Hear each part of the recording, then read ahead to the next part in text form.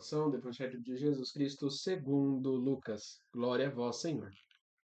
Naquele tempo, em seguida, Jesus foi para uma cidade chamada Naim. Com ele iam os discípulos e uma grande multidão. Quando chegou à porta da cidade, eis que levaram um defunto para enterrar. Era filho único e sua mãe era viúva. Grande multidão da cidade ia com ela. Ao vê-la, o Senhor teve compaixão dela e lhe disse: Não chores. Depois se aproximou, tocou no caixão e os que carregavam pararam. Então Jesus disse: Jovem, eu lhe ordeno, levante-se. O morto sentou-se e começou a falar. Jesus entregou-o à sua mãe. Todos ficaram com muito medo e glorificavam a Deus, dizendo: Um grande profeta apareceu entre nós, e Deus veio visitar seu povo. E a notícia de fato se espalhou pela Judéia inteira e por toda a redondeza. Palavra da salvação, glória a vós, Senhor. Meus irmãos e minhas irmãs, que as palavras do Santo Evangelho perdoem os nossos pecados. Amém. Caríssimos irmãos e irmãs, quantas vezes nós já fizemos essa pergunta? Por que tenho ido tão mal? Quantas vezes nós já fizemos essa pergunta? Por que nada dá certo na minha vida? Quantas vezes nós já fizemos essa pergunta? E essa pergunta eu tenho certeza que muitos já fizeram.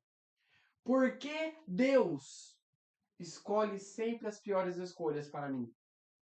Por que sempre acontece isso comigo, Deus? E a gente começa a questionar Ele. E a gente começa a fazer contradições a Ele. E a gente começa a fazer uma disputa entre Deus, querendo que a nossa vida se molde do jeito que a gente quer, do jeito que a gente espera. Padre Léo diz que um dos principais problemas que faz com que a gente se resmungue, com que a gente fique lamuriando, com que a gente fique bravo com a vida, com que a gente fique revoltado com aquilo que acontece no nosso meio, é a forma como nós perguntamos. Se nós começamos a perguntar para o problema, por que disso? Eu me vejo numa situação em que eu começo a achar vários problemas na minha vida. Veja bem, quando a gente está resmungando de um problema, é muito fácil a gente achar mais problemas no nosso meio. Isso é fato. O nosso olho só consegue identificar as coisas ruins que acontecem no nosso meio. Porém, se eu começo a mudar a fórmula da pergunta e pergunto para que desse problema, a situação muda. Vejam que no evangelho de hoje é até um evangelho meio triste. É um evangelho que começa de uma maneira feliz, começa de uma maneira mais reflexiva e termina de uma maneira alegre. O evangelho de hoje se inicia com Jesus chegando em uma outra cidade para pregar o evangelho, costumeiramente. Só que a alegação do evangelho é diferente. Eles descobrem, eles veem uma mulher viúva que tem um filho que acabou de falecer. Naquela época, era comum que as pessoas morressem cerca dos 30 anos. Não passassem dos 40. Já era muito difícil a pessoa passar dos 40 anos. E então, este jovem havia morrido. E era o único filho daquela mulher. Vendo isso, Jesus tem compaixão daquela pessoa. Vendo isso, Jesus sente compaixão. Vejam bem, compaixão é diferente de dó. Compaixão é diferente de pena. Quem tem pena olha para a pessoa com um olhar triste, com um olhar miserável.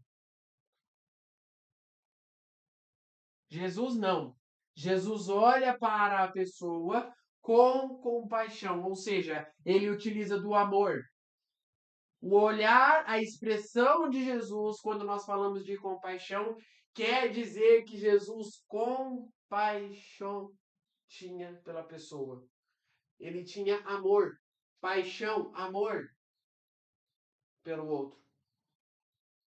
E este amor, se aplicado nos dias de hoje, é bem difícil de ver. É bem raro, inclusive, nós vemos este amor. Jesus, então, com essa compaixão, chega na pessoa e diz: não chores. O primeiro passo para nós curarmos uma pessoa de qualquer coisa que ela esteja passando psicologicamente é virar para ela e dizer: não chores. Mas por que esse passo é tão importante? Porque se a gente vira para a pessoa e fala: não resmungue, fica bravo, não. Essas coisas acontecem. Se a gente tenta acalmar a pessoa, ora a pessoa vai mudar o ponto de vista dela. Às vezes tem aquele tipo de pessoa que vira e fala assim: não, certas coisas na vida a gente não pode dar olhar, não, a gente não pode dar pitaco, não. Ele que se vire sozinho. Deixa ele se virar. Tô nem aí. Fica bravo aí, eu já falei pra ele não ficar bravo, deixa ele se virar. Deixa ele quebrar a cabeça. Se nós somos testemunhas vivas do Cristo ressuscitado, nós devemos, ora, testemunhar que Cristo está no nosso meio. Vou repetir a frase. Se nós somos testemunhas vivas do Cristo ressuscitado, nós devemos testemunhar que Cristo está no nosso meio. E testemunhar não é somente dizer Cristo ressuscitou. Testemunhar não é somente na missa. Testemunhar é quando eu viro para uma pessoa e falo: não se jogue do prédio porque existe alguém que ama você lá em cima. Testemunhar é quando eu viro para uma pessoa que já não quer mais nada com a vida e digo: por mais que você não queira nada, Jesus quer algo de você.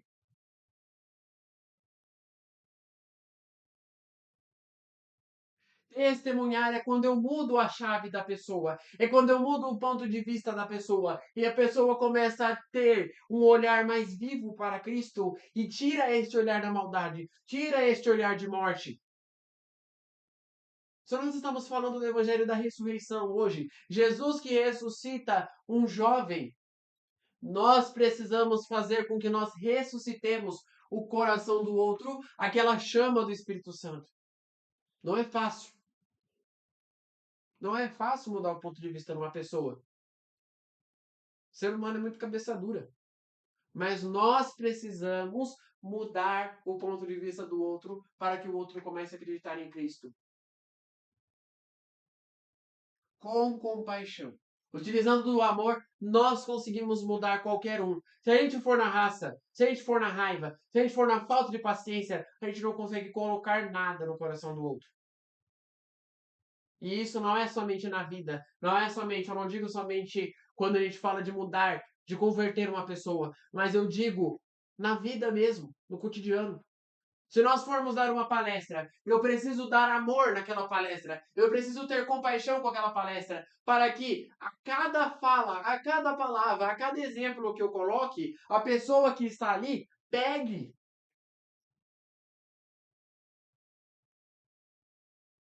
Se eu for porque eu tenho que cumprir horário, se eu vou porque eu preciso fazer aquilo, porque senão eu não recebo, eu não consigo utilizar da compaixão. Uma coisa que eu já notei isso. Não é querendo levar a mal os outros, eles sempre me ensinaram de qualquer forma. Mas professores que têm mais amor, professores que têm amor naquilo que faz, o serviço sai mais bonito. Os alunos compreendem com mais facilidade o serviço. Agora existe, infelizmente existe, professores que chegam na sala e com um bom dia, mas uma expressão de raiva, de tristeza, de não querer estar ali. A gente sabe que muitas das vezes aquele olhar de tristeza e de decepção é porque às vezes já pegou alguma sala que já deu problema, às vezes já pegou alguma sala que já deu canseira, às vezes está com algum problema físico, algum problema mental.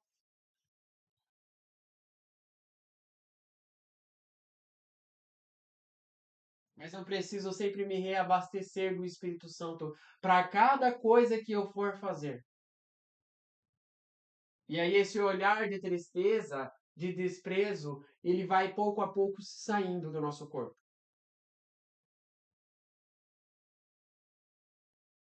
Porque eu vou utilizar da compaixão. E eu finalizo o evangelho de hoje com este seguinte ponto. Se nós não temos o Espírito Santo no nosso coração, se nós não conseguimos praticar o Espírito Santo no nosso coração, o nosso amor e a nossa compaixão também não serão praticadas. E isso, infelizmente, acontece nos dias de hoje. Que no Evangelho de hoje nós saibamos refletir exatamente isso. Eu preciso ter o Espírito Santo. Eu preciso ter a compaixão. Eu preciso acordar a vida do outro. E para isso, o amor é necessário. Rezemos juntos. Pai nosso, que estais nos céus, santificado seja o vosso nome. Venha a nós o vosso reino. Seja feita a vossa vontade, assim na terra como no céu. O pão nosso de cada dia nos dai hoje. Perdoai nossas ofensas, assim como nós perdoamos a quem nos tem ofendido. E não nos deixeis cair em tentação, mas livrai-nos do mal. Amém. Que no dia de hoje fique na paz e na alegria de Deus.